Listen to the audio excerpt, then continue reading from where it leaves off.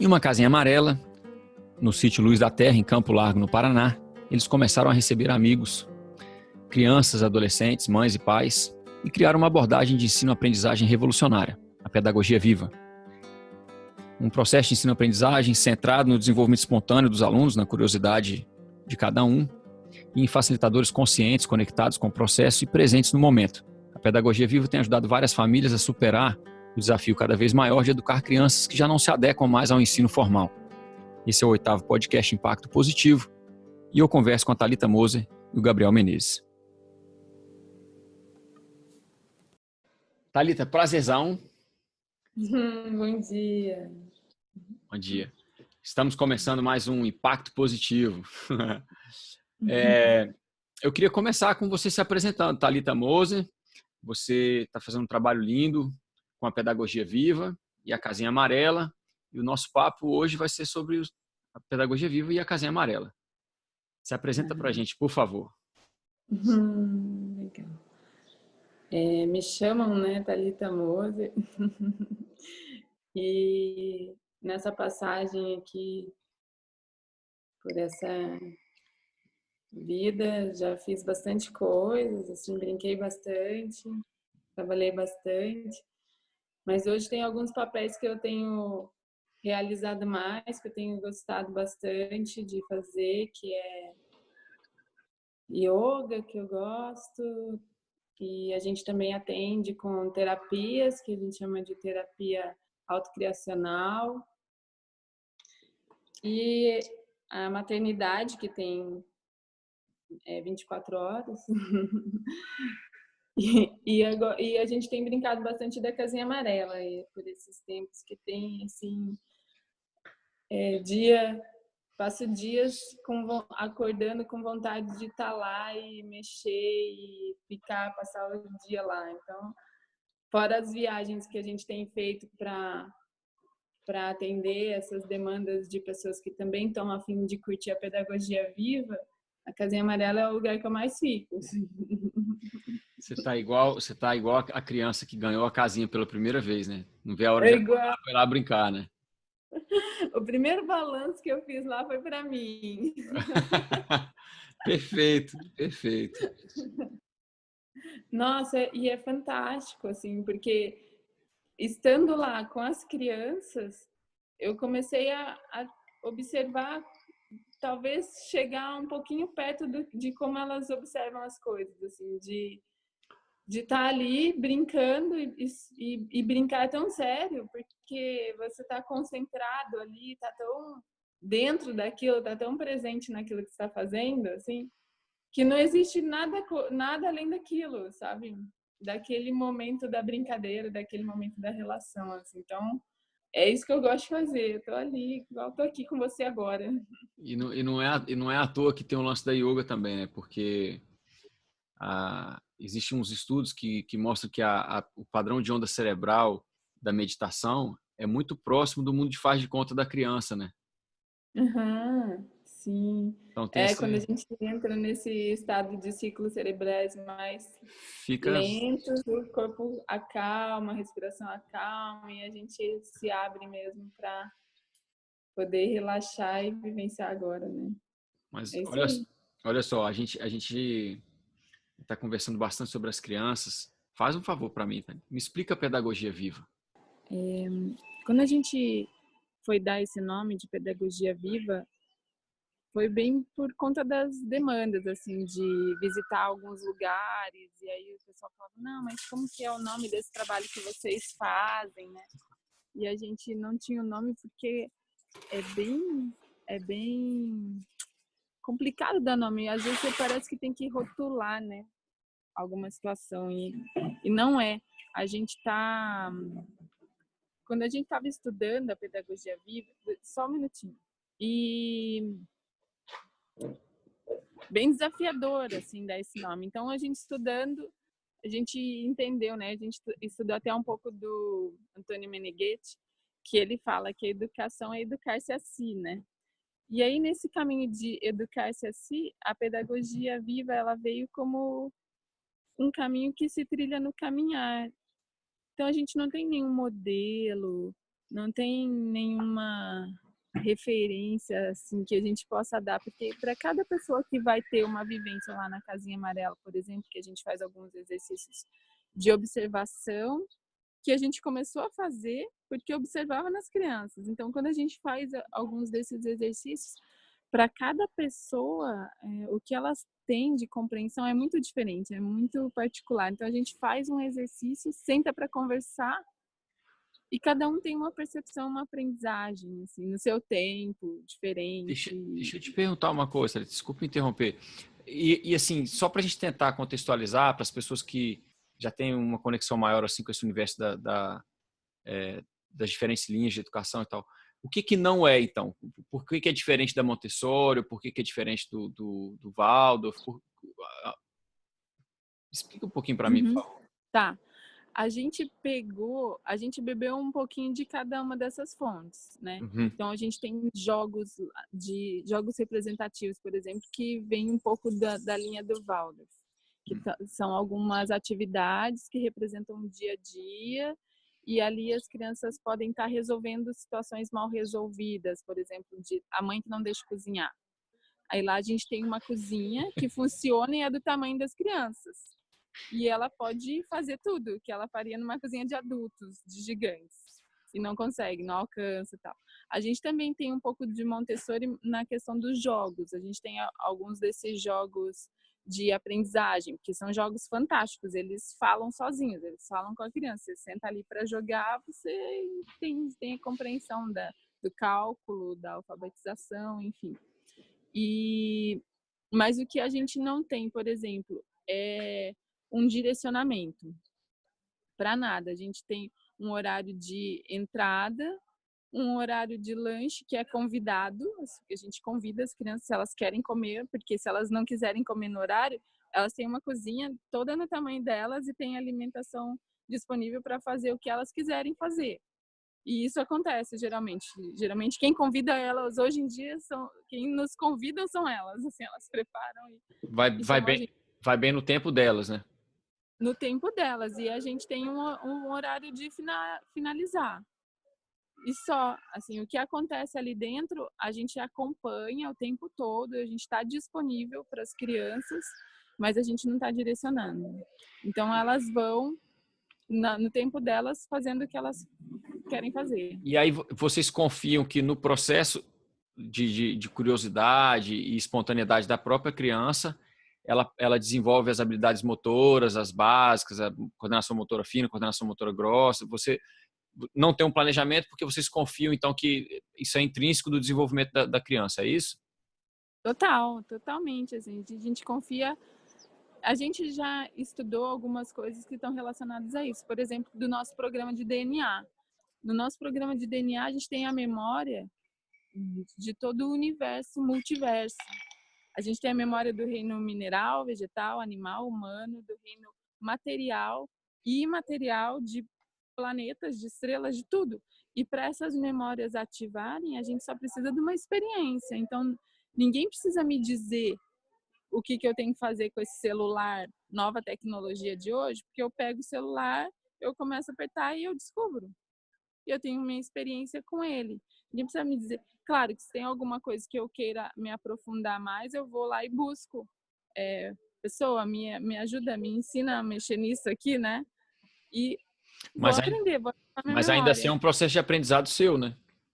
Sim, E no ele é meu muito, tempo, porque a minha curiosidade me levou para aquilo. e ele é empoderador porque quando você pede ajuda para alguém te ensinar, você está no momento certo, com a motivação certa e não vai poder culpar ninguém, porque assim, né? Exatamente. É Exatamente. genial. Mas assim, é, eu transito muito assim. É difícil para as pessoas assim, principalmente para minha mãe, né? As pessoas da geração anterior à minha, entender meu posicionamento. Assim, eu sou bastante exigente assim com os meus filhos, sabe, com relação à educação, às normas de convívio, assim, protocolares de cumprimentar e tal, e, enfim, né, a educação, as maneiras, essas coisas assim. Mas por Uhum. outro lado, eu tenho muitas lembranças assim da minha infância e lembranças de ser tolhido. né? Então, por exemplo, às vezes eu estou cozinhando, eu tenho o meu filho que era o caçula, agora não é mais, ele está com 9 anos. Uhum. E aí eu tiro foto, às vezes para minha mãe ver, ou a minha mãe liga, a gente está aqui na cozinha, alguma coisa assim e tal. E ele tem uma cadeira que ele coloca na bancada para a bancada ficar do tamanho dele, e ele cozinha tudo. Uhum. Ele faz tudo, porque ele chegou para mim e falou, pai, eu quero aprender a fazer macarronada. Eu falei, bom, se ele perguntou, tá na hora então, né? Sim. E aí eu dou a faca para ele de chefe de cozinha, a faca mais amolada que eu tenho, e ele vai fazer, ele faz tudo, corta alho, cebola, tempero, prepara tudo. A cadeirinha vai mexendo de um lugar para o outro na bancada assim. Sim, sim, sim. E ele demora mais. Tem que ser um dia que eu não tenho horário, né? Ele demora Uhum. mais, mas ele faz tudo. Uhum. E aí minha mãe fala assim, esse menino vai se queimar, esse menino vai se... Eu falei, ah, mãe, algum dia ele vai começar, é melhor que ele comece quando ele tá afim. Sim, Enquanto eu posso fazer isso com ele. Depois talvez ele tenha vontade de fazer isso, talvez eu nem possa mais estar com ele. Então é melhor fazer comigo agora. sim, sim. Só que aí eu passo disso, eu sou um pouco bravo, né? Então assim, eu falo assim, olha, essa faca aqui, você vai trabalhar com ela assim, você vai fazer assim, você vai guardar ela aqui. Aí se no final ele não Aham, guarda, às vezes não guarda a faca, ou tá mexendo com a faca de maneira meio irresponsável, porque a faca é muito boa. Aí eu dou bronca. Falo, ó, não pode. aham. Isso aqui, né? E aí Sim. tá indo. Mas assim, vão à escola normal, né? A escola convencional, que eu digo, né? Aham, Mas essas coisas assim eu procuro deixar. aham. Que é um pouco isso que você tá falando, né? Sim, porque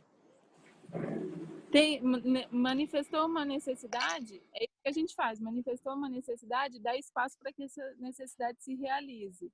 A partir dessa necessidade, eles vão construir essa relação com o que eles estão vivenciando ali, né? E essa relação até entre as pessoas, entre lá as crianças de 1 ano e meio, elas têm uma faca e usam e cortam. E por que que elas não se queimam? Vou te contar. Porque, ou não se cortam os dedos. Porque elas não são igual a gente, que ficam pensando em uma coisa, eu tenho que ir não sei onde, ou não sei o que, não sei o que lá, enquanto está cortando, elas são concentradas. E elas cortam, mas aonde que está o perigo? No pai e na mãe, que acham que elas podem se cortar. Porque o que a gente estuda é a membrana. Tudo que eu sinto, o meu filho manifesta, ou eu posso prever o que está acontecendo com ele, porque a minha força de criar aquela situação é tão grande que eu crio que ele se corta, ou eu crio que ele cai da árvore. É. Lá a gente pode falar. Não, é porque assim, tem até as questões também de programação neurolinguística e tal, e da maneira com que as pessoas conversam, elas transmitem o medo delas, né? Então, por exemplo, Sim.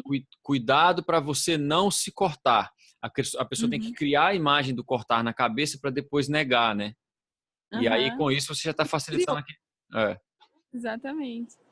Então é isso, eles se não tem o perigo adulto, eles se relacionam com qualquer coisa. Tem criança que na Índia, por exemplo, se relaciona com a cobra naja. Não se pica, por quê? Porque ativou a memória do reino animal da cobra que tem nela e se frequencia e comunica com aquilo. Agora, se tem um adulto ali, porque os adultos ali que estão ali naquela relação já sabe que não tem esse perigo. Mas se tem um adulto que nossa, isso é muito perigoso, ele vai levar uma picada, levou uma picada, já levou a picada. Na hora que você é, pensou, nossa, isso é muito perigoso, já foi, já né? foi. Então, se a gente confiar nas crianças que elas têm essa memória e sabem se relacionar, porque veja, ela se relaciona com o cachorro de um jeito, comigo de outro, com a vovó de outro, com o passarinho de outro, com o cara lá da rua de outro. A gente tem um mantra que a gente brinca que é: você pode fazer tudo. Você pode fazer tudo. Agora, por que que eu acho que eu não posso? Daí me vem, não, mas eu não posso fazer isso porque acontece isso. Não, eu não posso fazer isso porque é perigoso. Ou eu não posso fazer aquilo porque eu tenho um monte de referências internas minhas dentro da minha memória, dentro do que eu acho que me impedem de fazer as coisas. Só que o que pode acontecer? São sistemas de crença que a gente. São profecias autorrealizadoras, né? Uhum. Só um minutinho. Oi, meu amor. Aonde tem meu irmão também? Tá Dá, na mala. dá um Lá em oi para cima. mim aqui. Oi, Quer dar um? tudo bem? Esse é o Eurico. Caramba, você é um Hoje. leão.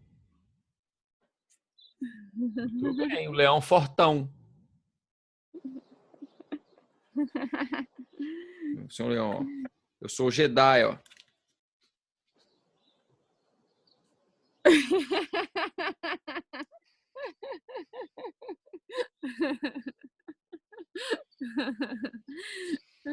Quer contar seu nome pra ele? Não? Ficou Eu vou tímido. contar com ele, tá bom? Ô, Eurico, mas ó, lá no guarda-roupa tem uma mala e tem a sua bermuda lá. Eu queria que você me ajudasse a procurar. O papai tá ali, ele sabe onde. Ele que guardou a mala. Ele que vai saber te dizer. Ele não tá aqui mais. Ele deve estar lá em cima já.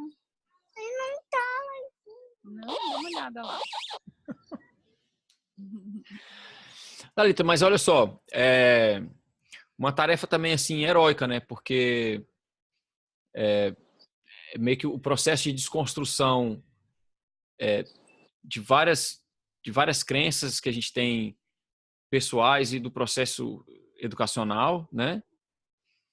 E preparando crianças talvez para uma sociedade que ainda não está preparada para elas. Na verdade, eu vejo que a gente está preparando os adultos, porque as crianças já estão prontas. Não, é isso que eu digo assim, a gente vive um paradigma que tá fora de harmonia, e quando a gente educa de uma maneira que ela é mais natural e que ela flui de uma maneira, vamos dizer assim, mais proveitosa para a criança, a gente corre o risco de fazer ela entrar em choque com a sociedade que está em desarmonia. Não porque a sociedade está certa, não, é o contrário. Uhum. É nesse sentido que eu falo, é uma tarefa heróica, né? Eu já vejo que está de outra maneira. Já vejo que as crianças já tendo essa abertura, lidam bem em qualquer relação. E você tem, e é outra coisa também, é uma mudança de paradigma, né? Você já tem total confiança que, na verdade, a agência está na criança, né? Basta deixar. Uhum. Legal. Teve um lance muito interessante teve um lance muito interessante quando a gente começou a entrar em contato para fazer entrevista, porque eu dou aulas, enfim, eu tenho esse papel também como educador socioambiental. Aí eu falo sempre assim, olha, que mundo que eu vou deixar para os meus filhos, né? Uhum. E aí eu estava assistindo o seu material e, enfim, né? A gente conversando sobre a entrevista. E aí você falou assim, que filho que eu vou deixar para o mundo? Uhum. E eu achei isso assim genial, porque assim é bem a questão talvez até do yin e do yang, assim, porque foi o mesmo despertar. Eu estava preocupado com os meus filhos, estava preocupado com os seus filhos, mas eu penso assim, né? Enfim, foi só Mas compartilhando sabe assim. que uma pessoa me falou sobre essa citação que eu fiz ali, e aí eu falei, nossa, hoje em dia eu já não tenho mais essas preocupações. Já passou, né? Aí ela disse, é mesmo? Ela falou, mas você não preocupa mais que filho que você vai deixar para esse mundo? Eu falei, não, e nem que mundo vai ficar, porque já é, sabe? Já É verdade. já é, assim. Esses dias o meu filho mais velho falou para mim assim, mãe, o positivo, ele cria o negativo. E o negativo cria o positivo. Né? Então tem o próton cria o elétron cria o próton. Eu prefiro o neutro. Ele já está discutindo a dualidade do mundo, né? Massa, cara. Daí eu falei, é isso, cara. Não tenho filho que eu vou criar para o mundo ou o mundo que vai estar para o meu filho. Eles já estão aí, já estão se relacionando e tá tudo. Já tá. Se eu disser, tá tudo certo, eu vou criar que tá certo. Ou se eu disser, não, tá tudo errado, eu vou criar que tá errado. Então, já tá esse convívio, né? Já só é assim. E eu achei fantástico, assim, porque o que eu tô fazendo aqui com os meus filhos? Eu tô curtindo a vida com eles, não tenho uma preocupação do que eles vão ser lá agora, porque agora tá legal. Não sei como vai ser lá, porque agora tá legal. E se agora não tiver legal para mim, não vai estar para eles. Não vai estar. E é uma atitude assim bem difundida com relação às culturas orientais, mas ela é mais conhecida do que praticada, né? Que a gente está assim Exato. que a gente está assim presente de fato, assim, né? Eu tenho um pouco disso assim. Quando eu me pego, estou preocupado com as crianças lá na frente, eu falo, peraí, mas as crianças estão aqui agora. Tem um Uhum. pouco disso assim, mas a minha cabeça não é disciplinada, não. Eu vou longe. Às vezes eu vou longe. Mas também é legal ir longe. Vai, dá um passeio com a cabeça, vai onde que ela quer ir. Peraí, É. deixa eu ver aqui, onde que a minha cabeça está me levando. Se a gente tiver esse processo de consciência, né? Para não Uhum, ficar pré-ocupado, que esse aqui é o problema. A gente ficar pré-ocupado e as crianças estão aqui no agora querendo brincar e a gente está pré-ocupado com uma coisa que não uhum. existe para eles, né? Sim, esses dias uma amiga minha me contou, mãe, que a filha dela chegou e falou assim, mãe, não quero mais você me respondendo aham. Puta, cara, tá ali no celular, sei lá, mãe, aham, aham, gostou de aham, aham. Ou seja, ela já percebeu que o aham é o sinônimo de assim, não estou prestando atenção, mas pode continuar fazendo. Criança é genial mesmo. Criança é. Criança não tem. Os, a, a- os meus filhos, eles falam inglês e português, né? E Uhum, hoje em dia a presença do inglês para eles é mais forte, então o português deles tem erros e tal, né? E aí eu não, tem coisa que eu não gosto de corrigir porque eu acho que tem mais lógica do que a nossa gramática. Então aham. minha filha desde pequena ela falava assim, pai, você vai convidir a comida comigo? Eu falava, eu falava assim, minha filha, não é convidir, é dividir. Não é não, pai, é convidir, porque se você convide, os dois ficam com.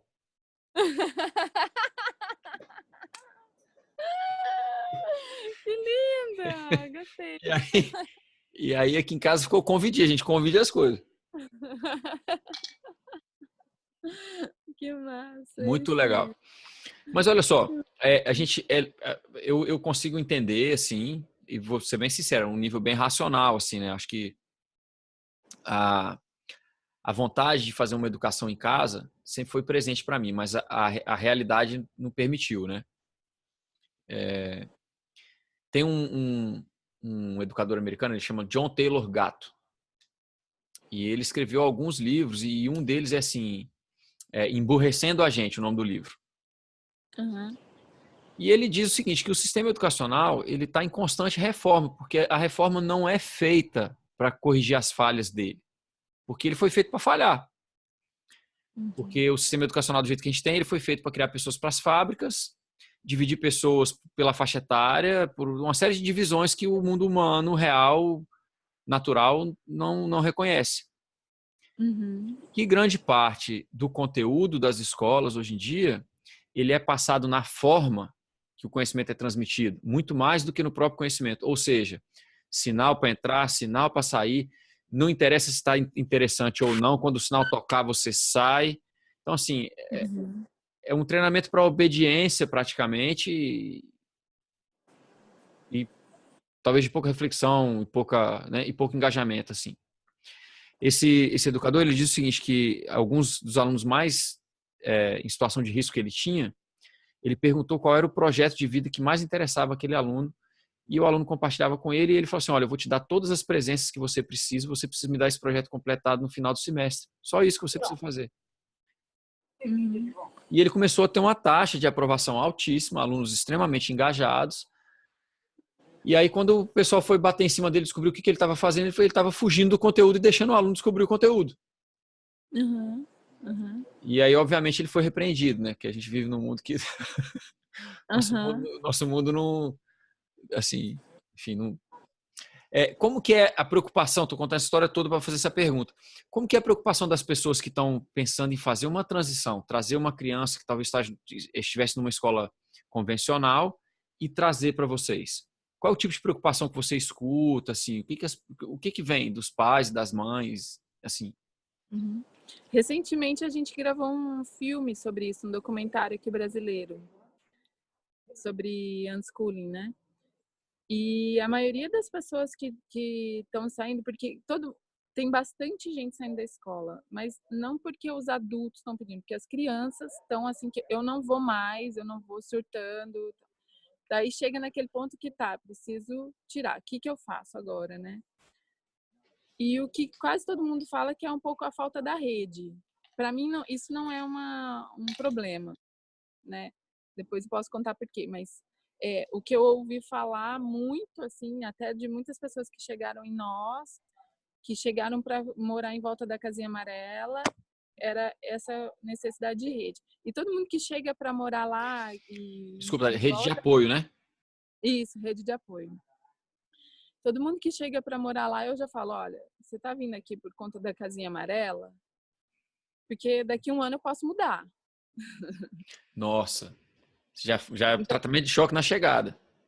porque se você tá indo para fazer da gente uma muleta, não, né? A gente tá ali para curtir, não para vivenciar seus problemas nesse sentido, dessas suas neuras. Se você tá aqui porque você gosta, porque você quer curtir uma vida nova, quer começar uma vida nova e tem o que você quer fazer aqui, então tá basta. Então vamos junto aí, né? Legal. Mas, porque é isso. E para mim, essa coisa de rede não é uma coisa tão... A minha rede está em tudo. Está nos meus vizinhos, está nos meus amigos, está no passarinho que mora ali, nas árvores, está em todos os lugares que eu me relaciono. Eu não preciso de pessoas que sejam uma rede para mim, porque todas as pessoas já são. Eu já estou conectada com tudo isso, né? Oi, amor. Ele aprendeu a nadar, ele está se achando muito feliz da vida. Agora eu vou conversar aqui. Desculpa, uma coisa assim, só um comentário meu assim. Eu acho que o grau de conexão seu, talvez, com o universo hoje, seja fora da média, né? Porque... Não, eu tô falando sério, porque assim, a maioria das pessoas, o problema da insegurança da maioria das pessoas com relação aos processos educacionais são projetados pelos próprios pais. Quais são os maiores medos? Medo de desajuste social, medo de não ser aceito, medo de não conseguir ser autossuficiente. Se você for buscar toda a insegurança que os pais têm no processo educacional dos filhos, se baseia no medo. Ele não se baseia na confiança. Sim. É o medo de não dar certo, é o medo de não conseguir dinheiro suficiente para viver, é o medo de não ser aceito socialmente, né? Então, assim, para essas pessoas, e eu preciso confessar que eu me incluo com elas, às vezes a gente não se sente tão amparado, sabe? E acho que parte do seu processo, talvez, de vida, e até mesmo com as crianças, como você colocou, tenha reforçado essa confiança em você, que eu acho lindo, muito legal. Sim, muito bacana.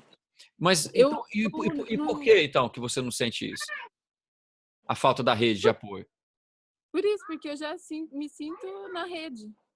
Você é a rede, né? Igual o lance do... A rede, já sou a própria rede com tudo, assim. Dá até para balançar também, né? Não tem como não ser, assim, para mim é meio óbvio, assim, né? Ser um com a rede. Eu sei que tem essas referências, como você falou, né? De sentir. E também a gente estudou, uma vez quando a gente lançou o TEDx, né? O TED, um pessoal da Harvard veio procurar a gente e dizendo que os melhores pesquisadores deles não iam para a escola e queriam apoiar o nosso projeto. Olha que legal. E aí eles mandaram uns estudos, assim, bem bacanas. E uma parte de um estudo é sobre o cérebro. E dizia justamente isso, assim, que em uma parte do desenvolvimento cerebral, se as mães têm um tipo de trauma, depois as crianças, quando crescem, elas têm essa desconexão cerebral.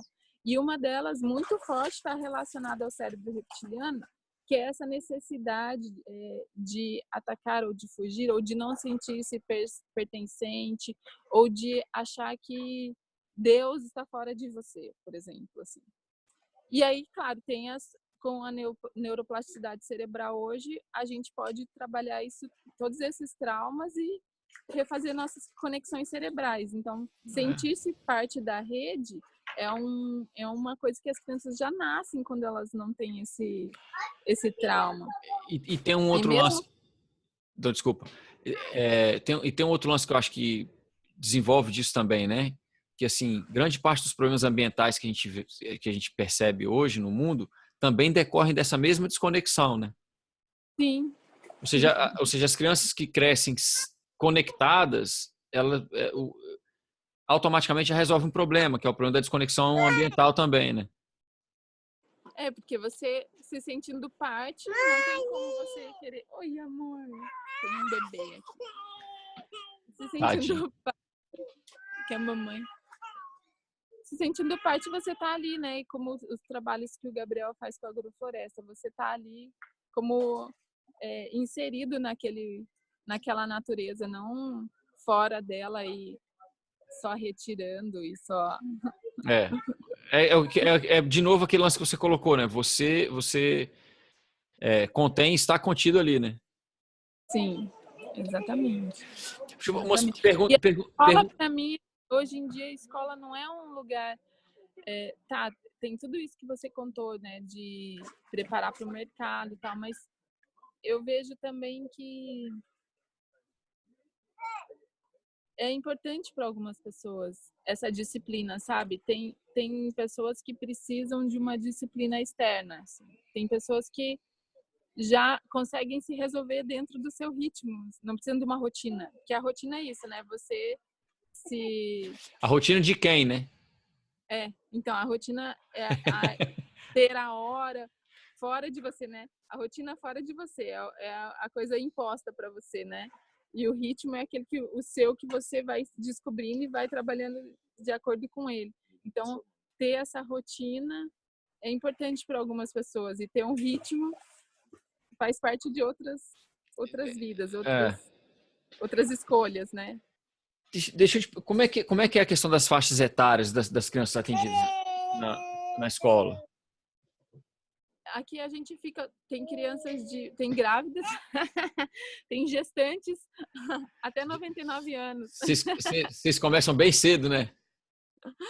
Porque já tem um irmão mais velho que tá lá e daí fica grávido, então começou nesse processo, né, começou com crianças mais velhas, que eram de 3 a 5 anos, mas depois as mães foram ficando grávidas e aí a coisa continuou com várias idades. E hoje a gente tá, assim, tem crianças, a mais velha, eu acho que frequenta, assim, tem 56 anos. Genial. E assim, então, nesse ambiente tem uma separação por habilidades, por fases, por idade, ou é todo Não, mundo junto? todo mundo junto. E é muito legal, assim, porque tem uns ambientes que mais ou menos poderiam ser relacionados, assim, com mais ou menos de 3 a 6 anos, o outro mais de 7 a tal anos. Só que todas giram por esses ambientes com necessidades diferentes. Assim. É bem interessante, porque uma criança, por exemplo, lá de 10, 12 anos, que volta no ambiente da de 1 ano, 2 anos, e ali interage com esse ambiente, porque isso também é bacana, que me veio assim, como reviver alguns momentos que eu não vivi naquela minha primeira infância e eu trago de volta, sabe? Então, E isso, de alguma forma, rearranja a maneira que a pessoa entende os processos em volta dela, né? isso. Então, é Muito muito legal. bacana estar atravessando, assim, e até as menores, assim, as de 1 ano, entrando no ambiente das de 14 e tendo uma visão bem diferente das que estão lá de 14 anos estão fazendo, as de 11, né? É bem bacana ter essa troca, assim. Como a gente não está mostrando assim a questão da escola, para as pessoas que estão acompanhando, a gente poder ter uma noção assim, são quantas pessoas no mesmo ambiente? A gente deve ficar mais ou menos em umas 12 crianças e uns 15 adultos, mais ou E menos. esse é um grupo típico, assim, se você tivesse que reproduzir essas turmas, elas teriam mais ou menos esse formato, assim. Ai, pronto. Às vezes um pouco mais criança. Não, eu acho que eu falei errado. Deve ser umas 14 crianças e uns 10, 12 adultos por aí. Mais ou menos nesse ritmo, assim. Às vezes tem mais, às vezes tem menos, porque a gente não tem uma obrigatoriedade. Você vai a hora que você sente que tá legal para ir, você vai porque você tá a fim de ir lá para curtir, ou se você tá aberto também para se ver, porque a gente está acompanhando as crianças e a gente está se observando também nelas, a gente está aprendendo também. E eu vou quando eu tô afim, tô disposto, assim, né? Aí, então não tem obrigatoriedade nenhuma. E lá a gente tem os acordos para que os ambientes estejam relaxados, para que esses aprendizados aconteçam, né? E aí as perguntas do mundo careta, né? E como fica esse conteúdo assim para as pessoas que veem, que tem na escola, a escola é aquela escola ali que tem para educar as crianças, né? Vão participar daquilo ali. Como é que fica aquela questão de, olha, completou o fundamental, tá indo para o primário, agora como é que fica isso aí? Não tem isso. E é fantástico, assim, ó, Não tem assim. não tem. Porque cada curiosidade, ela desperta para um conteúdo, né? Vamos dizer, se fosse fazer um comparativo, porque não tem muito comparativo, né? Mas, por exemplo, esses dias uma criança perguntou: ah, mas o que tem embaixo da pele, né, do corpo?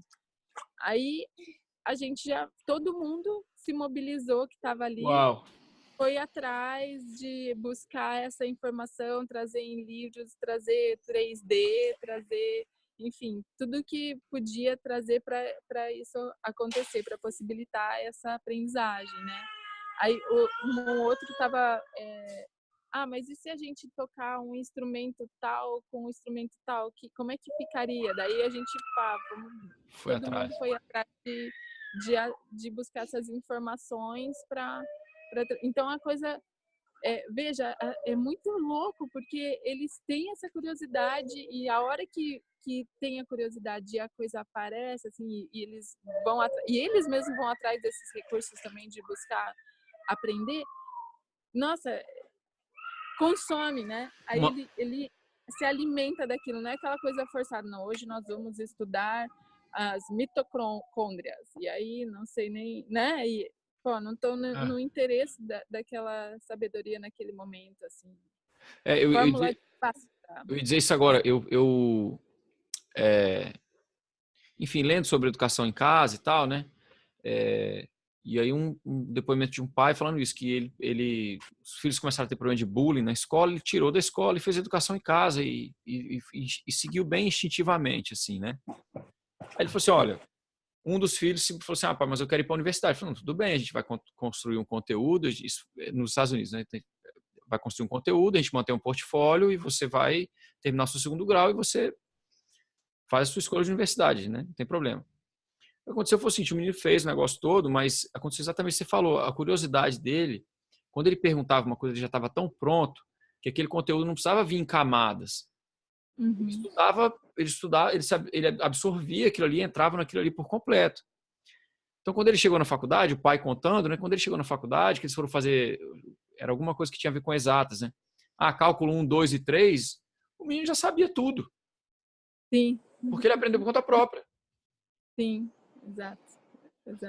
Teve aqui mesmo na Casinha Amarela, a gente tem um menino que com 5 anos já quis aprender a ler. E ele foi, porque pra gente 5 anos o cérebro nem tá maduro para isso ainda, mas ele tava afim, então como a gente apoia e respeita, tamo junto.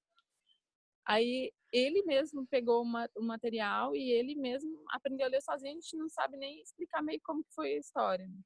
Olha só. E aí tem uma menina que tá com 9 anos que não sabe. E ela não tem interesse. Tipo, a mãe já tentou, assim, né? E aí deixa. Aí deixa. Aí o que rola com essa guria? Ela canta, ela dança, ela é uma apresentadora fantástica, ela conta causas, ela canta música, ela toca instrumento, ela é fantástica. Tem uma veia artística, né? Total, assim, não é a pira dela sentar e se concentrar ali e ficar, né? Mas também teve um menino que a gente conheceu com 9 anos, que ele começou a se interessar pelo nome dele, como escrever o nome dele, com 9 anos. O nome dele porque alguém perguntou como que escrevia. E aí ele falou, nossa, eu não sei escrever meu nome. Mãe, como que escreve meu nome? Aí foi lá e escreveu o nome. Depois disso, pelo nome dele, em uma semana ele estava lendo. Foi embora. foi embora, lendo livros, Muito come. legal. Hoje ele tá com 15 anos.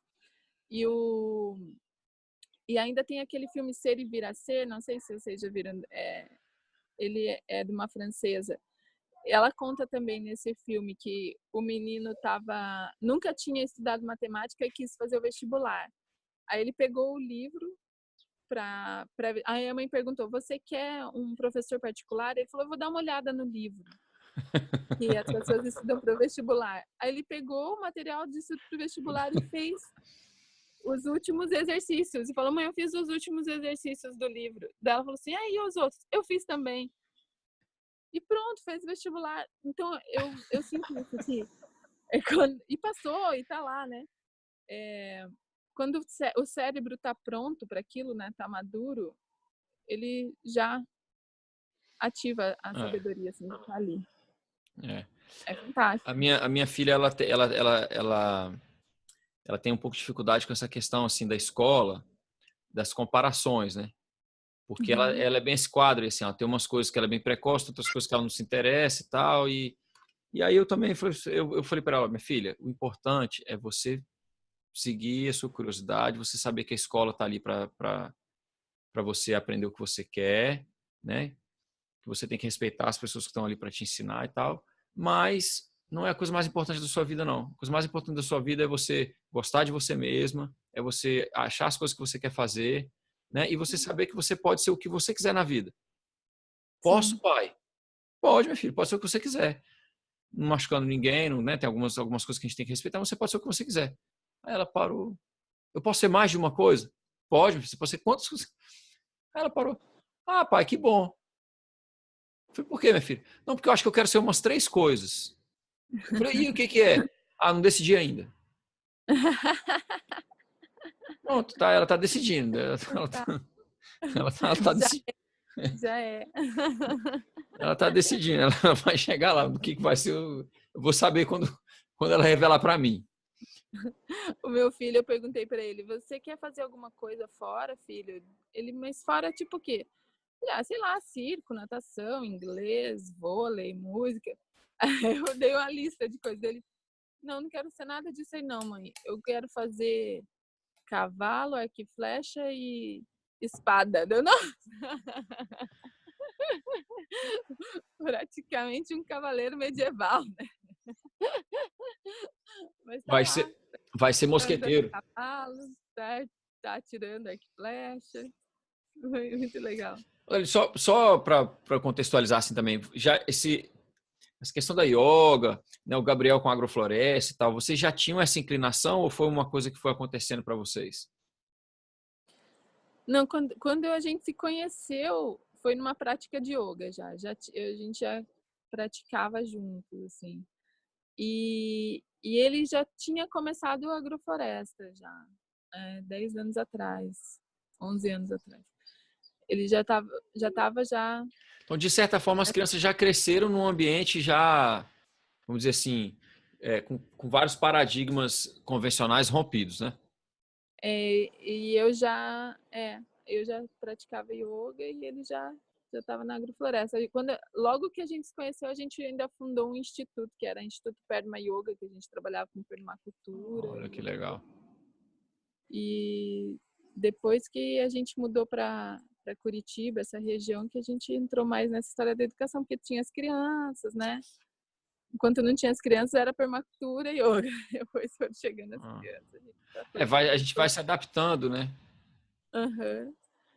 Ai. E aí eles o Johan já cresceu mas muito dentro da cidade também, sempre interagindo muito com todos os ambientes, assim, né? Não é aquela coisa de Isolamento no bolha. mato. Não, a gente sempre teve essa interação, as crianças, né? Crescendo em vários lugares, viajando bastante. E aí vocês acharam essa propriedade que vocês estão hoje? Foi isso? Isso, a gente... meu pai foi... Então, minha mãe faleceu, aí a gente foi para essa região de Curitiba para apoiar meu pai, assim, e a gente se sentiu super em casa, assim, não, vamos ficar aqui, tá legal. curtiram, né? Curtimos, achamos E aí bem... a história da casinha amarela já estava lá. Aí quando a gente mudou para o sítio, esse sítio tinha 2 casas e aí o Gabriel falou: "Nossa, que casa massa para ser, que lugar massa para ser agrofloresta aqui, essa terra muito boa e tal". Aí eu falei: "Nossa, que lugar massa para ser um espaço para as crianças". Que legal. Aí a gente, assim, por prioridade naquele momento foi para as crianças mesmo. E aí a gente fez a roça em outro lugar lá do sítio, que também ficou bacana. Legal. Então essa é a história da Casinha Amarela. A casinha já estava lá, ela já tinha todo um... Ela já era interessante para a criançada, né? É, uma casinha pequenininha de madeira, que era para ser um depósito. E aí a gente transformou numa casinha, tipo casa na árvore, mas era uma casa. Aí fizemos a cozinha, que é uma cozinha toda baixinha, que funciona. Aí o banheiro baixinho, aí tem 2 salas que a gente colocou também coisas para as crianças, uma caminha e vários jogos representativos, assim, né? E esse grupo todo que você tem, a aula funciona em torno da Casinha Amarela até hoje. Daí depois que as crianças foram crescendo, que isso já faz 5 anos, 6 anos quase, né? Então as crianças foram crescendo, foram trazendo outras necessidades, né? E como essa que a gente contou do corpo, da música, do laboratório de química, então ali fazem as experiências, sabonete, pomada, perfumes, um monte de coisa que eles vão fazendo, mas também um monte de coisa que, né, é um vulcão em erupção, assim, essas coisas, as brincadeiras, pesquisas, né, científicas. E aí a gente criou outros ambientes. A gente tem uma natureza gigante, assim, um vale atrás, montanhas, mas e a gente aproveitou toda essa natureza para criar essas atividades mais motrizes, né?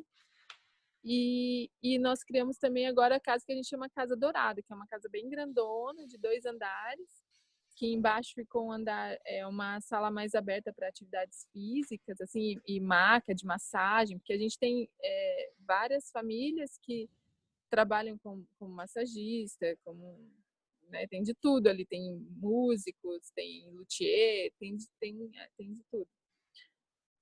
E aí a parte de cima dessa casinha é um ambiente de concentração.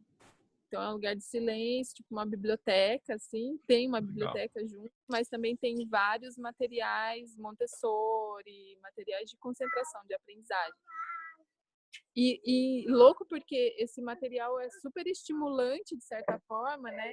Ao mesmo tempo que não, que as crianças que vão lá de 3 anos ou 2 anos usam alguns recursos, mas não usam outros porque não chama atenção, né? Então, as letras de madeira, por exemplo. Eu nunca vi uma criança com menos de 4 anos usando, assim. Poucas passam por ali e vê aquilo que tá ali, não vê, sabe? Mas vê porque outras coisas chamam a atenção. Então, é estimulante? Não é, né? Porque só tá visível aos olhos que estão realmente vendo, assim, estão realmente curiosos e prontos para vivenciar com aquele material, né? Acaba que cada material acaba por chamar a criança que está no estágio para ele, né? Sim. É. E ali tem né? A gente tem pai de tudo. Tem família de advogados, tem família de cineasta, jornalista, padeiro. Tem padeiro, tem engenheiro civil, tem bancário. Que não tem só a turma do alternativo, né? Desse atendimento mais alternativo, que é o terapeuta, ou eu que dou assistência técnica para agrofloresta, o professor Diogo. Não, tem o advogado também, o cara criminalista lá, que trabalha direto no... Muito legal. No diário, tem de tudo, todo mundo, tem de todo tem tipo. De todo, tem gente de tudo. Não é uma... Porque já tem, às vezes, pessoas que acham que é só um bando de hippie, né? Não é um bando de hippie. Gabriel, tem diversidade e é multiestratificado, né, Gabriel? Isso aí. Exatamente. Ele é estratificado no tempo, no espaço. Entende? Exatamente. É um consórcio bem completo. Assim.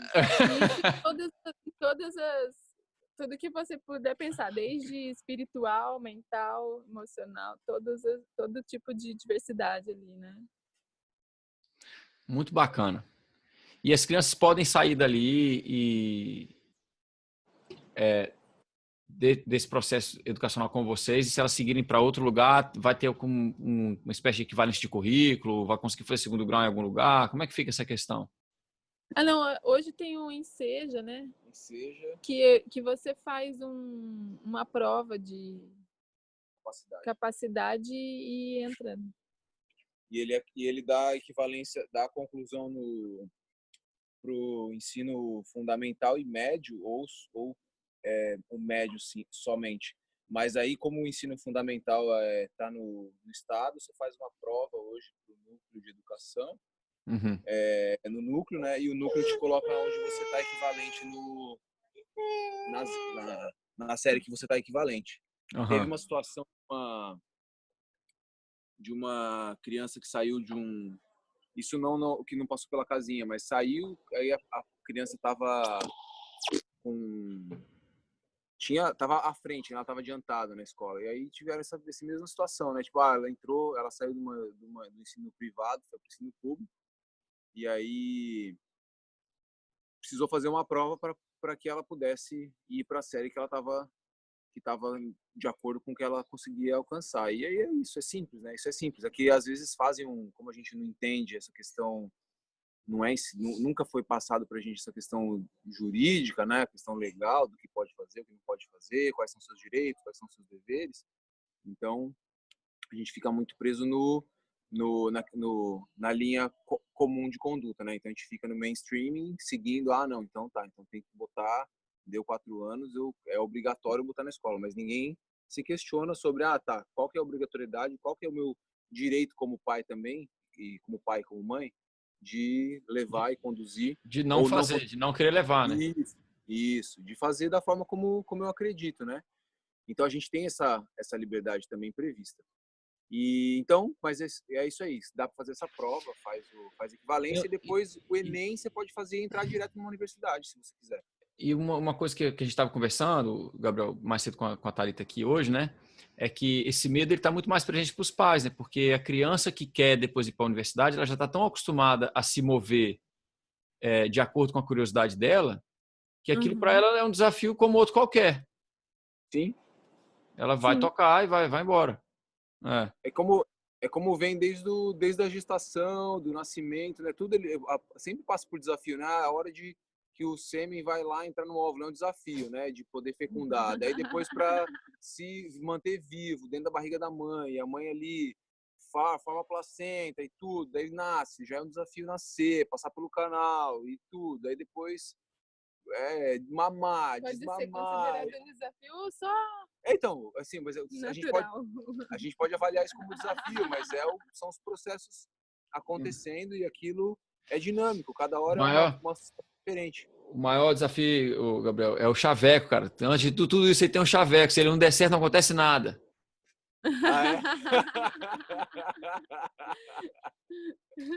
Não acontecer nada é mais desafiador ainda. Não, mas eu acho assim, só do desenvolvimento da nossa própria conversa aqui, né? A gente já vai vendo como que várias preocupações, elas são ou infundadas, ou elas são fundadas em medos que já não cabem mais, né? Não, exatamente. Crenças, né? São crenças. E aí a gente cria uma escola pseudo-segura, onde meus medos estão ali mascarados, né? É legal. A gente e por estarem mascarados, passam de novo para frente, né? Isso. E é bacana porque a gente foi numa escola levar a pedagogia viva, né? Que eles estavam com problemas de relação lá, professor-aluno e tal, e chamaram a gente, tipo, muleta para dar uma força lá. Aí a gente chegou com essa ideia, né, de vamos abrir, vamos ver o que as crianças estão trazendo, vamos... Aí transformamos a escola, tiramos sala de aula e tal, e aí na primeira semana, assim, as crianças estavam loucas, jogando terra na parede, subindo em cima das mesas, não sei o que. As mães ficaram loucas, ficou uma situação assim bem caótica. E aí eu falei, olha, o que estava mascarado dentro de uma sala de aula, né? Uma vontade de quebra tudo, joga tudo foi um movimento joga terra na escola. Foi um movimento de extravasar, né? Exato. Daí, depois disso, todo mundo, as crianças, as professoras, tudo, lavaram a escola inteira, porque, imagina, né? Ficou barro na escola inteira, aquela coisa. Compreenderam um pouco mais dos limites, porque cada um tinha o seu limite, não conseguia pôr os limites, né? Expressar esses limites. E aí a relação foi se dando de uma forma mais transparente, buscando a necessidade daquele grupo, né? Que tinham famílias que não se gostavam, então as crianças se batiam, tinham essas situações, né, que foram aparecendo, que estavam tudo mascarado dentro de uma sala de aula onde a professora ficava controlando todo mundo o tempo todo, assim, né? E aí, nossa, que lindeza que foi surgindo ali, né? Depois de todo esse caos. Assim, e esse processo revela algumas coisas, né? Revela, por exemplo, que as crianças não estavam sendo educadas, elas estavam sendo doutrinadas. Exato. Né? Porque o doutrinar, ele abafa, né? Ele reprime, né? E a educação, ela transforma. Que o processo de educação, ele acontece naturalmente, né? Que não, na verdade, não é o processo de educação que acontece naturalmente. O processo de aprendizagem acontece naturalmente. E aí a gente fica forçando conteúdo por meio da educação para que eles tenham aprendizagem. E, na verdade, a aprendizagem não vai acontecer por ter alguém querendo forçar acontecer ou receber algum conteúdo, né? Já programado. Então, a aprendizagem vai acontecer naturalmente, que a Thalita já falou agora há pouco, né? Quando a pessoa está pronta para aprender aquilo é um estalo para ela poder cair a ficha. Pum, cai a ficha. A gente percebe muito isso até quando a gente está trabalhando com memória, né? isso, quando a gente está trabalhando com agrofloresta, quando tem algumas pessoas que você vê que você falou, passou um curso de 3, 4 dias, passou 3 horas, a pessoa já sacou o princípio, já conseguiu entender e tem gente que passa o curso, faz outro curso e muitas vezes ainda tem dúvidas que são pertinentes lá do começo. Você fala assim, uau, tá, mas tudo bem, vamos colocar no lugar dela para entender qual que é o ponto. Mas são justamente essas doutrinas, essas máscaras que a gente insiste em manter, que é do padrão que tá colocado aí, que a gente vê numa vitrine, e que fica difícil de transformar. E realmente é difícil transformar, né? É muito difícil transformar, não é fácil. A gente está aqui falando que a gente está já no caminho, trilhando esse caminho aí há 12 anos, né? Eu e a Thalita junto há 12 anos quase. Mas não é fácil, é todo dia, né? Essas semanas, ontem mesmo, estava vendo o que estava acontecendo comigo, que meu filho estava me mostrando algumas situações de sentimentos meus, que eu estava trabalhando isso, sabe, coisa da infância, coisa de quando eu tinha, sei lá, 6, 7, 8 anos, coisas que não estavam bem resolvidas, né? Até hoje de manhã acordei e falei, nossa, sonhei que estava chorando muito. Eu nem lembro o que é que eu estava chorando, mas era um choro tão gostoso. E bota pra fora, né? Ela, mas tá com vontade de chorar, você lembra disso? Eu falei, não tô. Então já foi, né? Porque o choro também é um trem de desobstruir também liberar novas conexões no cérebro, conexões nervosas que vão te possibilitar novos aprendizados, novas possibilidades, né? E não se fechar nas possibilidades que já estão ali estabelecidas, né? Assim, são várias conexões assim, né, que eu estou fazendo assim, durante esse papo, porque assim, eu sou educador há muito tempo. Minha primeira formação foi como educador físico, enfim, licenciatura plena, pedagogia, psicologia do ensino, etc, etc. E eu dei aula de capoeira para criança por mais de 20 anos. Eu parei esse ano. Parei para poder tocar esse projeto, porque eu não tinha tempo para fazer tudo. Aí eu falei, não, alguma coisa vai ter que parar de acontecer. E aí eu optei por parar com as aulas, mas as conexões que eu estou fazendo, que eu estou querendo dizer, são o seguinte: muitas teorias da educação dizem que as crianças acabam por aprender o que elas copiam e não o que a gente diz, né? Uhum. Que volta naquele ditado assim, faça o que eu digo, mas não faça o que eu faço. E para a criança isso não funciona, que ela vai fazer o que você faz e não vai fazer o que você diz. Especialmente quando a gente fala dos nossos filhos, né? O Gabriel está falando isso aí e está me ocorrendo assim, essas teorias da educação, mas o que eu percebo nos meus filhos é exatamente isso.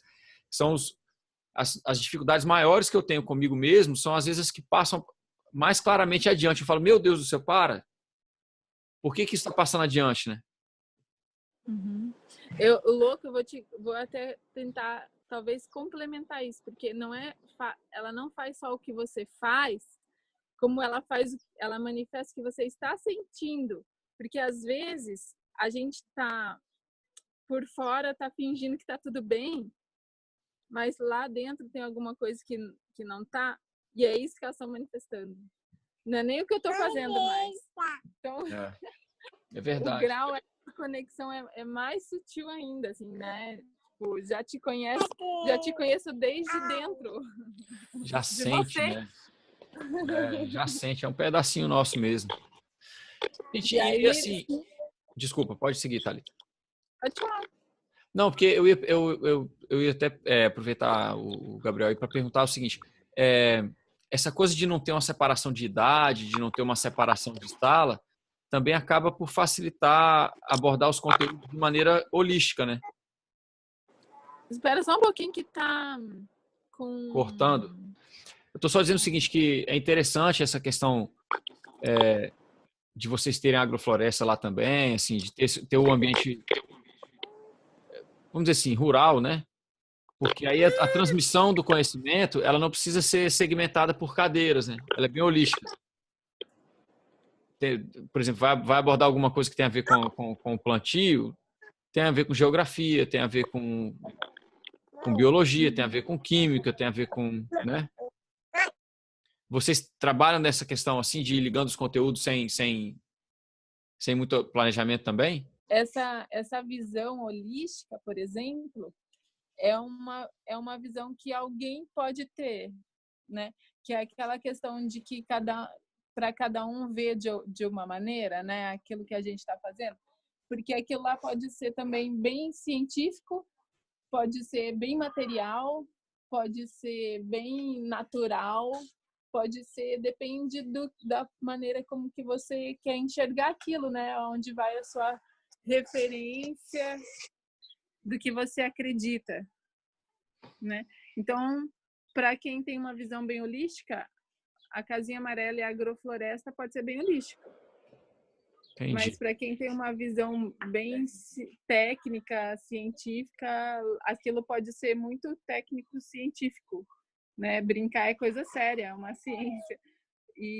Ou então, para quem quer ter uma visão, sei lá, até religiosa ou até bem mental, vai funcionar, entende? Porque ali encaixa em tudo. E até para quem quer ter uma visão de contrariedade ou de julgamento do que está acontecendo ali, também vai ver. Porque assim, tudo que eu quero ver, eu vou ver, né? Não, eu entendi isso. A minha pergunta também foi um pouco no seguinte sentido, assim, de que as barreiras entre as disciplinas, elas se dissolvem, né? Porque não existe barreira, né, de certa forma. Veja, você dividir na verdade, foi uma estratégia científica. Eu não estou conseguindo segurar da mamã e estou com um desafio assim, eu estou quase um polvo.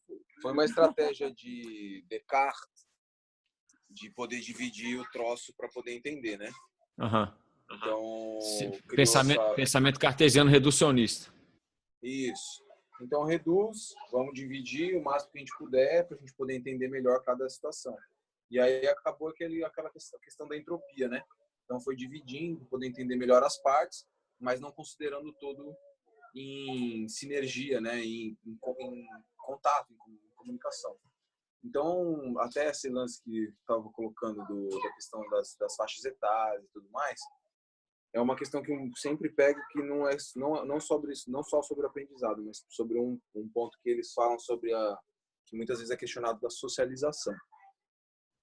E na verdade a socialização já começa desde o momento quando a gente, antes de nascer, mas vamos colocar aí quando a gente nasce, a gente já começa a socializar com a mãe, um pouco com o pai, um pouco com a avó, com o vô, com aqueles mais próximos, que vão limpar uma bunda, que vão trocar uma fralda, que vão ajudar numa organização e limpeza do quarto, da casa. E assim vai indo, né? Então, hoje as crianças estão socializando com faixas etárias diferentes, tem uma capacidade de discernimento e de relação mesmo muito interessante. Não vou nem dizer muito superior, mas é que é muito interessante porque Peculiar de quem se desenvolve assim, né? Isso, porque se relacionam de igual para igual, seja com um idoso lá, com um ancião de 80, 90 anos, ou um bebê, onde ele sabe como tem que lidar e sabe as diferentes formas de se relacionar, que esse é o processo da socialização, né? E o aprendizado vai acontecendo de uma forma mais complexa e mais completa, porque a partir do momento que ele tem estímulos para poder se envolver com diferentes aspectos de diferentes iniciativas dentro do mesmo espaço ou dentro de espaços diferentes, ele vai abrindo a tua capacidade de aprendizado para diferentes conteúdos, vamos colocar como conteúdos. Então, hoje aqui a gente está na praia, né? Então, ontem a gente estava no sítio, fizemos uma feira na padaria e descemos para a praia. Então, em menos de, 30 e poucas horas, a gente está em 3 ambientes distintos que possibilitam esses universos mais distintos ainda. E aí, quando a gente está dentro de cada ambiente desse, então, a gente está com uma família aqui, daí de repente ela vai entrar numa roda com outras pessoas ali e é uma outra situação, um outro ambiente, um outro aprendizado. E isso vai acontecendo de uma forma muito orgânica, né, e muito natural. E isso eu considero muito especial, assim, né? Eu tenho essa... Por isso que a gente está fazendo o que a gente está fazendo, né? E o que é que vocês estão fazendo? Me explica aí. Minha pergunta era exatamente essa agora. Como é que tem mudado para vocês? Como é que mudou a vida de vocês levar esse conhecimento para as pessoas, né? Uau! As pessoas têm tido essas necessidades de transformação, né? Não só no campo da educação, mas no campo, no geral, da vida, né? As pessoas estão sentindo necessidade de transformar as suas vidas, né? Eu tenho trabalhado mais diretamente com assistência técnica para a produção agroflorestal. Também estou junto na Casinha Amarela, mas não tenho atuado diretamente nesse processo de difusão, a não ser no amparo e cuidado com meus filhos, para que a Thalita possa fazer essa irradiação, né? A gente chama irradiar essa experiência. E ela está bem requisitada, né, Gabriel? Tem uma requisitada, está sendo requisitada. E aí, para mim, está sendo muito especial também de poder passar esses tempos com os 3, né? Então, passo o tempo que a Thalita está fora com os 3 e sentir o que é ficar com os 3 e se relacionar com eles e estar em ambientes com os 3 juntos. É muito, muito, muito profundo e transformador, assim, né? Então é isso. No meu trabalho com assistência técnica, muitas vezes o 1 ou 2 estão juntos. Então é uma situação que sempre estou levando algum deles juntos, os mais velhos, né? Conseguem já entender que querem ir, né? E conseguem entender que vai demorar mais um pouquinho, a gente tem que andar mais um pouquinho, espera aí, aguenta aí, conseguem ter essa compreensão. E querem, né? Eles só vão porque querem, não é porque eu quero levar, eles vão porque querem. Então, quer ir? Ah, quero. Não quer ir? Não quer? Então tá bom. Então beleza, sua mãe pode ficar, ou tem outro lugar para ficar, massa. Se não, se eles querem ir, pode ir comigo, tem condições adequadas para eles estarem comigo, tem ambiente preparado para eles estarem, ótimo, porque manejo facão e gosto de mexer com ferramenta, e trepar em pau e tudo mais, e assim vai. Então, é isso. Assim, eles têm, por ter esse contato com vocês, assim, em ambientes de diferentes, porque eu acredito assim, talvez seja mais fácil para eles perceber que você está trabalhando do que perceber a Thalita, porque a Thalita, imagino que o contato com eles seja bem próximo já do que é a rotina da própria escola, né? Não, eles também participam com a gente, porque a gente tem muita atividade com crianças, né? Então, estou falando assim, para a divisão dos seus filhos, da maneira que você brinca com o estar na escola não é tão diferente assim, né? O seu dia a dia já é com eles na escola, não é isso? Não, e fora também, né? Que nas viagens eles também vão. Então, aí vem a segunda pergunta, que era o seguinte. Eu acredito que eles têm uma visão bem diferente de vocês, e estou falando assim, diferente para não dar valoração, né? Mas assim, eu acredito que a relação deles com a vida profissional de vocês seja muito gostosa, né? Porque eles participam tanto da sua quanto da do Gabriel, né? Sim, legal, porque assim, a gente gosta do que a gente faz, então eles gostam de estar com a gente. Né? Eu vejo que se talvez, sei lá, eu me lembro de às vezes ver o meu pai não ia trabalhar, que ele não ia com uma cara muito legal, que ele gostava de fazer. Daí eu não tinha vontade de ir no trabalho dele, assim, sabe? Mas Faz sentido. Nossa, e o Gabriel sai para ir para a roça, o Noah já tá pronto esperando, assim, né? Olha que legal. Então, vai para a feira, se não acordar o Johan às 3 da manhã para ir para a feira, ele fica mal, assim, ele quer acordar na madrugada e quer ir. Se ele acorda de manhã e percebeu que o pai dele foi para a feira e não levou, ele fica doido, assim. Tadinho. Quero ir, entendeu? Então, eles gostam do que a gente faz, né? Eles estão juntos porque eles querem, assim. Se eles não quisessem, a gente também, tudo bem, né? E só, assim, uma curiosidade que eu tive também, você comentou que o pessoal de Harvard entrou em contato, falando sobre os pesquisadores e tal. Teve essa participação no TEDx também, e eu acabei encontrando várias coisas interessantes, assim, do trabalho de vocês, para a gente, enfim, chegar nesse momento de conversar, né? Como é que foi essa questão, assim, o embalo que esse projeto tomou, né? Que parece que está tomando um embalo bem, bem bonito, assim, né? Tá. Nossa. Esses dias eu ouvi, assim, de algumas escolas, né, dizendo, a gente tem como referência aqui a pedagogia viva. Me deu uma mistura de horror com alegria controlável. Por que o horror? Nossa, me veio um horror assim. Uau! Isso tá realmente acontecendo não só lá com a gente, mas, né, está irradiando, como a gente fala, né?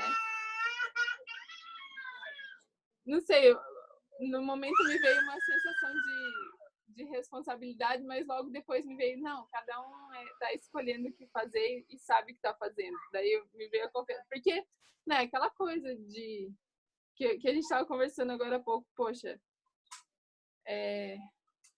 existem esses medos ainda, existem essas coisas que estão sendo quebradas dentro de mim ainda, né?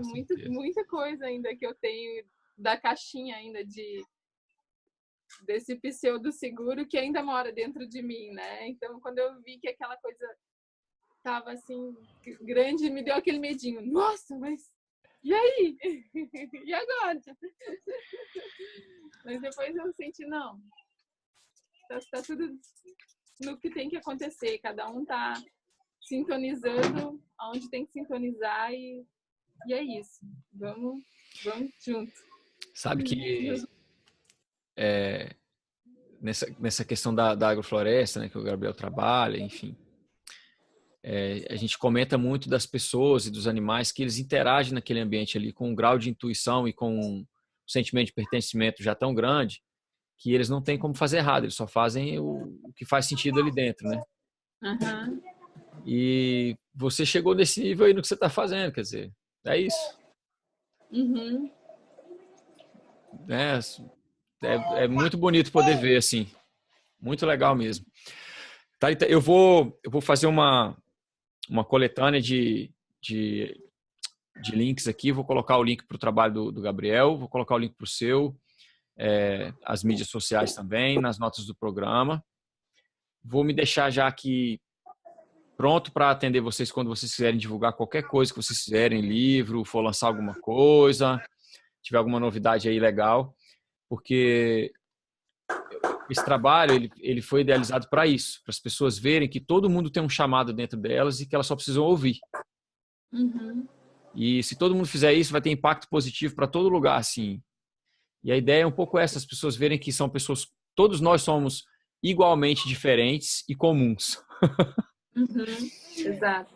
E aí a gente vai, segue, vai fazer a nossa história e se a gente tiver essa sensibilidade de deixar isso aflorar, a gente consegue fazer as coisas melhor. Eu fiquei muito feliz, muito honrado de poder conversar com vocês, de poder contribuir um pouquinho, assim, de espalhar mais essa notícia e irradiar mais ainda esse trabalho de vocês. E fico aqui à disposição. Muito obrigado, viu? Muito delícia conversar com vocês também, conhecer um pouquinho mais de você, da sua história, da sua família. A gente vai trocar mais. A gente vai trocar mais. Tá, tem um monte de história para contar, das coisas que acontecem na casinha que são fantásticas, assim, todas elas. A gente vai fazer uma segunda, então, sobre as histórias da casinha amarela. Nossa, muita prosa, vai ter que ter fogueira. Vamos fazer. Pinhão, vamos fazer na época do pinhão. E a gente pode fazer também uma com o Gabriel só sobre o trabalho de agrofloresta, que eu também acho legal. Eu fiz uma com o Sérgio Olá, ficou muito boa. Massa, trocar ideia com o Gabriel sobre agrofloresta também é super legal. Vamos sim. Gente, muito obrigado. Eu vou encerrando por aqui. Vai ao ar daqui a algumas semanas, tá? Não vai agora. Não. Gabriel, obrigadão demais, viu, cara? Um prazerzão. Valeu, irmão. Prazer é nosso. E talvez a gente se veja aí na Austrália em breve, hein? A gente tá indo estudar inglês. Não, para tudo. Eu já não posso encerrar agora. Calma aí. Olha só. Vocês têm que vir para perto de onde eu tô, então. Então, vamos afinar essa conversa, porque daí, de repente, a gente alinha trabalho, estudo e, enfim, outras coisas para a gente poder fazer isso aí deslanchar. Vamos. Então, vamos. É uma intenção que a gente tem. Desdobramentos. Vamos fazer a entrevista sobre as histórias da Casinha Amarela e uma outra só sobre SAF com o Gabriel, então. Bacana. Abração, gente. Obrigado, viu? Valeu, tudo de bom para você. Uma coisa que eu achei super interessante nessa entrevista é que eu comumente faço a pergunta de que mundo eu vou deixar para os meus filhos. E a Thalita e o Gabriel convidam a gente a pensar que filhos nós vamos deixar para esse mundo. E eu acho que eles têm um ponto muito interessante, que é a conexão e a intuição mais limpa que as crianças têm com o próprio planeta. Então, se a gente conseguir escutar essa liderança interna que as crianças têm, a gente provavelmente consegue dar mais apoio para esse processo de mudança que a gente precisa ver no mundo. Eu vou ficando por aqui. Eu peço a vocês que compartilhem as entrevistas e o conteúdo do Impacto Positivo com outras pessoas, porque mudança boa a gente faz em boa companhia e as pessoas precisam ver que já existe um mundo mais bonito despontando em vários pontos aí do planeta. Se subscrevam no canal, compartilhem o conteúdo, mandem a sua sugestão de pauta, que a gente vai seguindo, buscando as pessoas que têm um impacto positivo e conectando essa rede maravilhosa de pessoas que já vivem a mudança que a gente precisa ver no planeta.